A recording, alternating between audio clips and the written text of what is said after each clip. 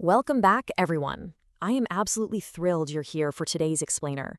We're going to be unpacking some, honestly, mind-blowing concepts drawn straight from deep Hasidic philosophy.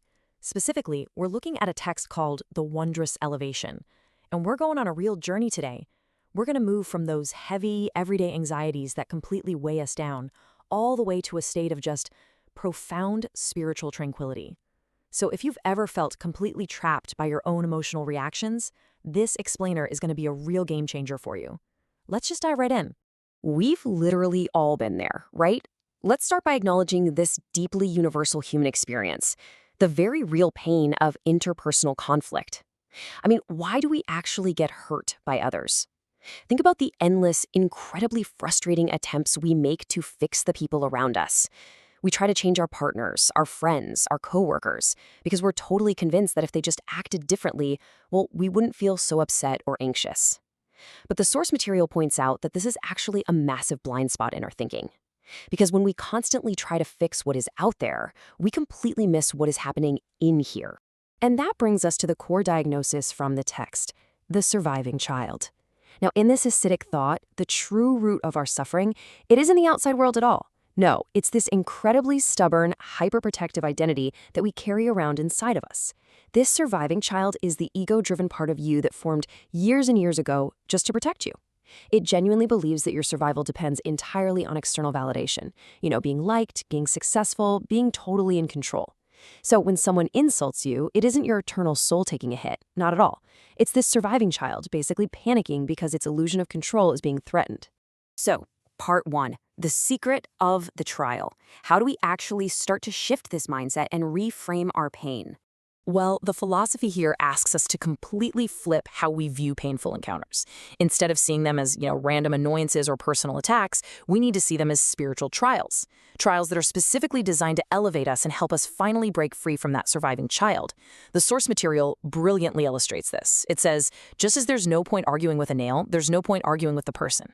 Think about it. If you're walking barefoot and you step on a rusty nail, it hurts terribly. But that pain, it's actually a good thing. It's an alarm bell telling you to stop, look down, and fix where you're stepping. You would literally never bend down and start yelling at the nail, trying to debate with it or convince it to be less sharp. And the source teaches that the people who irritate us, they are exactly like that nail. They're just the instrument. The pain is a signal to fix something within ourselves, rather than endlessly debating the person who triggered it. To go even deeper, the source uses this totally fascinating metaphor. Imagine a barking dog. Now, fearing the dog is exactly what gives it power over you, right? The more fear you show, the more aggressive it gets. But Hasidic philosophy challenges us to look deeper here.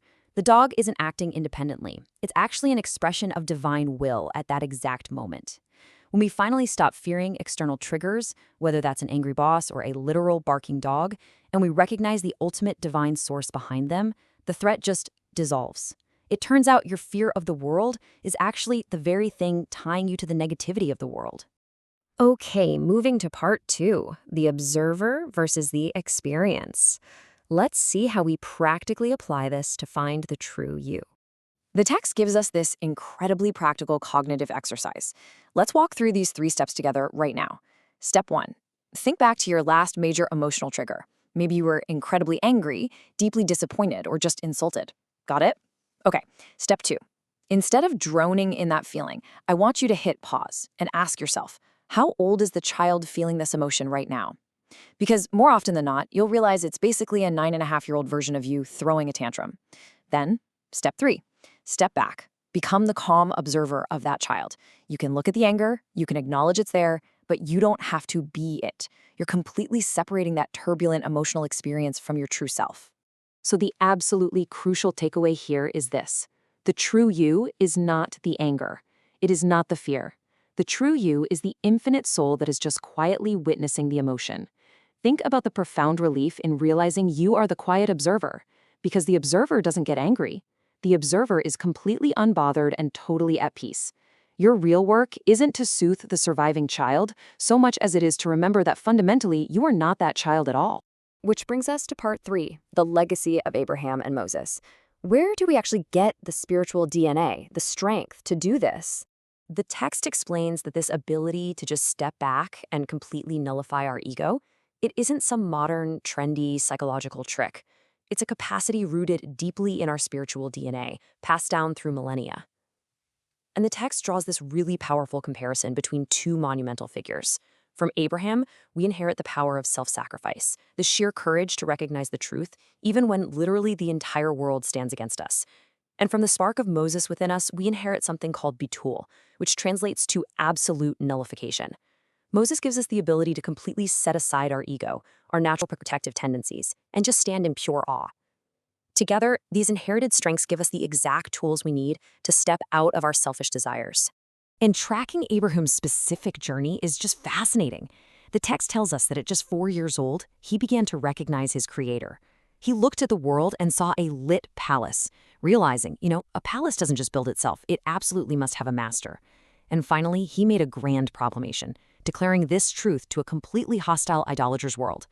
This timeline brilliantly illustrates that true spiritual strength means standing by the ultimate truth even when you are entirely isolated. Abraham didn't need the world's validation. Why? Because he didn't have a surviving child running the show. Now, part 4, transitioning to existential confidence. Let's look at the massive reward of shedding that ego. When we finally shed the surviving child and tap into that deeper spiritual DNA, it leads to a massive, life-altering shift in how we experience confidence. Let's contrast these two states. Normal self-confidence is rooted entirely in the ego, the surviving child. But existential confidence, that is rooted in the divine soul. Think about the dependency here.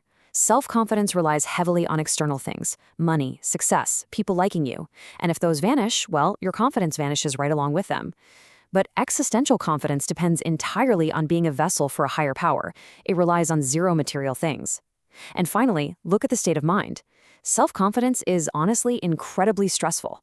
There's this constant underlying fear of losing whatever you've built. Existential confidence, on the other hand, offers complete tranquility and peace simply because what you have can never, ever be taken away. To actually reach that level of existential confidence, the text leans on a really beautiful principle.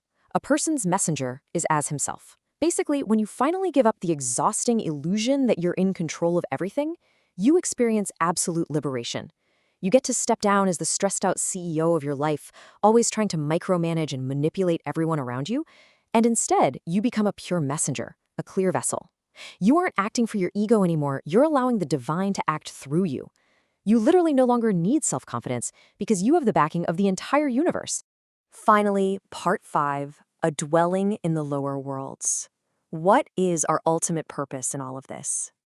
Now, you might be wondering, why am I put through these trials in the first place? I mean, wouldn't it be so much easier to just be a pure soul up in heaven? Well, Hasidic philosophy has a really fascinating answer. Consider this comparison from biblical history. The brothers of Joseph were deeply spiritual, sure, but they needed isolation. They became shepherds specifically so they could meditate, far away from the noisy distractions of society, just to maintain their connection to God. But Joseph was totally different. He maintained his deep divine connection while being completely immersed in the messy political, economic, physical world of Egypt. And the source makes it perfectly clear. Our goal isn't to escape reality like the brothers. No, our goal is to be like Joseph. We are meant to bring our spiritual consciousness right smack into the dirt, the noise, and the friction of our daily modern lives. Which builds beautifully to the culminating thought from the text. Every person is a walking sanctuary, and their reality is the divinity revealed within.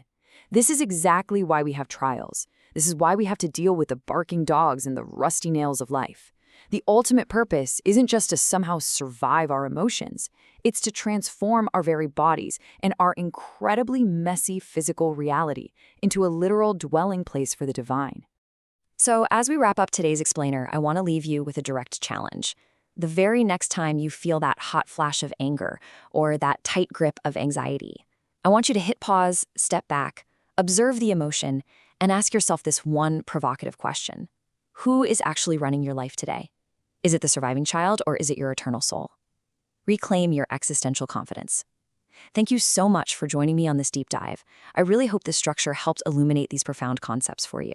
Keep observing, keep learning, and I will see you in the next explainer.